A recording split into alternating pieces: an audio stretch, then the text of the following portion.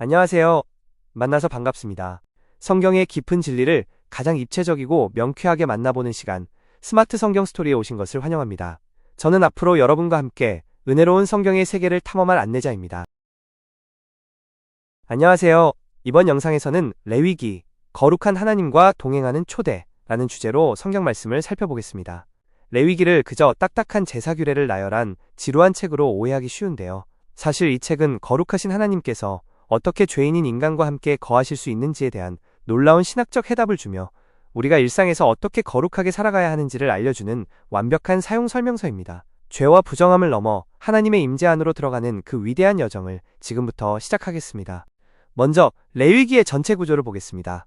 이 책은 마치 산을 오르는 것과 같은 완벽한 대칭 구조를 이루고 있습니다. 전반부는 제사와 제사장을 통해 하나님께 나아가는 방법을 설명하고 후반부는 성결법과 절기를 통해 거룩한 삶을 실천하는 방법을 다룹니다. 그리고 이 거룩함의 산 정상, 즉 레위기의 가장 중심에는 16장의 대속죄일이 자리 잡고 있어서 죄의 완전한 해결이 이 책의 핵심 메시지임을 보여줍니다.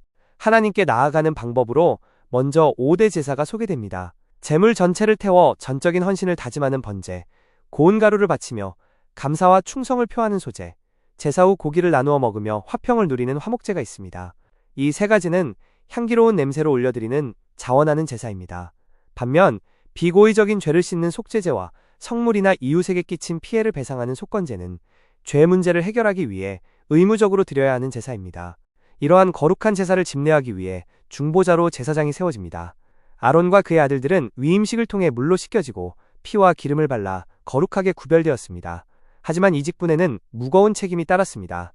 아론의 두 아들 나답과 아비후는 하나님이 명령하지 않은 다른 불을 제단에 들이다가 그 자리에서 죽음을 맞이합니다. 이는 하나님께서 나를 가까이 하는 자 중에서 내 거룩함을 나타내시겠다고 하신 엄중한 경고를 보여줍니다. 다음은 정결과 부정에 관한 규례입니다. 특정한 음식, 출산, 피부병, 몸의 유출 등은 일상에서 부정한 상태가 되는 원인들입니다. 여기서 꼭 기억할 것은 부정함 그 자체가 죄는 아니라는 점입니다. 하지만 부정한 상태 그대로 거룩한 성소에 접촉하는 것은 죄가 됩니다. 이스라엘 백성은 씻음과 시간의 경과, 그리고 제사를 거쳐 정결함을 회복한 후에야 거룩하신 하나님 앞으로 나아갈 수 있었습니다. 이제 레위기의 중심인 대속죄일, 즉 욜키푸르입니다. 1년에 단 하루, 7월 10일에 대제사장이 지성소 깊은 곳에 들어가는 날입니다. 이 날에는 2마리의 염소가 사용됩니다. 한 마리는 여호와를 위한 염소로 그 피를 뿌려 성소의 정결을 회복하고 하나님의 진노를 달랩니다. 다른 한 마리인 아사셀 염소는 이스라엘 백성의 모든 죄를 짊어지고 인적이 없는 광야로 떠나보내집니다. 이 예식을 통해 백성들은 모든 죄에서 온전한 정결함을 얻게 됩니다.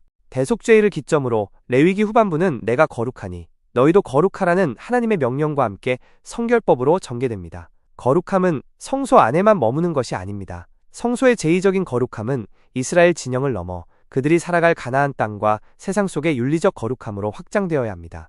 생명이 있는 피를 먹지 말고 철저한 성적 윤리를 지키며 몰렉 숭배 같은 이방의 악한 풍속을 따르지 않는 구별된 삶이 바로 성결법의 핵심입니다.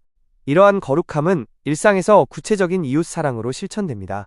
레위기 19장은 추수할 때 가난한 자를 위해 반 모퉁이를 남겨두라 명하시고 귀먹은 자나 맹인 같은 사회적 약자를 철저히 보호하게 하십니다. 재판을 할 때는 가난한 자나 권력자 어느 쪽도 편들지 않고 공의로 판단해야 하며 타국인인 거류민을 사랑으로 대해야 합니다. 내 이웃 사랑하기를 내 자신과 같이 사랑하라는 성경의 위대한 계명이 바로 여기에 담겨 있습니다. 또한 하나님은 백성들이 거룩한 시간의 리듬을 타며 살아가도록 절기를 주셨습니다. 매주 지키는 안식일을 중심에 두고 6월절, 무교절, 초실절, 칠칠절, 나팔절, 대속죄일, 그리고 초막절에 이르기까지 7개의 절기가 이어집니다. 이 절기들은 이스라엘의 농경주기와 구원의 역사를 함께 기념하도록 설계되어 있어 백성들은 매년 이 절기를 지키며 창조주의자, 구원자이신 하나님을 기억하게 됩니다. 시간의 거룩함은 안식년과 희년제도를 통해 사회적 차원으로 완성됩니다. 7년마다 돌아오는 안식년에는 땅을 쉬게 하고 가난한 자와 가축이 소출을 자유롭게 나누어 먹게 합니다. 그리고 50년째가 되는 희년이 선포되면 전국에 자유가 주어집니다. 원주인에게 토지가 반환되고 빚으로 인한 종살이에서 해방되며 흩어졌던 가족이 다시 모이게 됩니다. 희년은 영구적인 빈곤을 막고 하나님 안에서 진정한 평등을 회복하는 위대한 제도입니다. 레위기 26장은 하나님과 맺은 언약에 따른 2가지 길을 분명히 보여줍니다. 백성들이 순종할 때 하나님은 철을 따라 비를 내리시고 풍성한 소출과 평화를 주시며 그들 중에 함께 하시겠다고 약속하십니다. 반면 불순종할 때는 질병, 흉년, 7배의 징벌과 참혹한 포로 생활이 임하게 됩니다. 그러나 이 엄중한 경고 속에서도 그들이 죄를 자복하고 돌이키면 하나님은 언약을 기억하시고 그들을 아주 버리지 않으시겠다는 은혜를 남겨두십니다.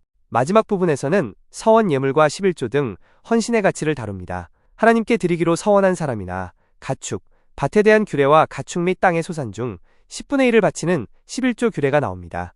우리가 가진 소유와 재물을 구별하여 하나님께 드리는 것은 단지 물질을 바치는 것을 넘어 우리 삶의 주권이 하나님께 있음을 인정하는 매우 거룩한 행위입니다. 이제 레위기가 우리에게 던지는 결론입니다.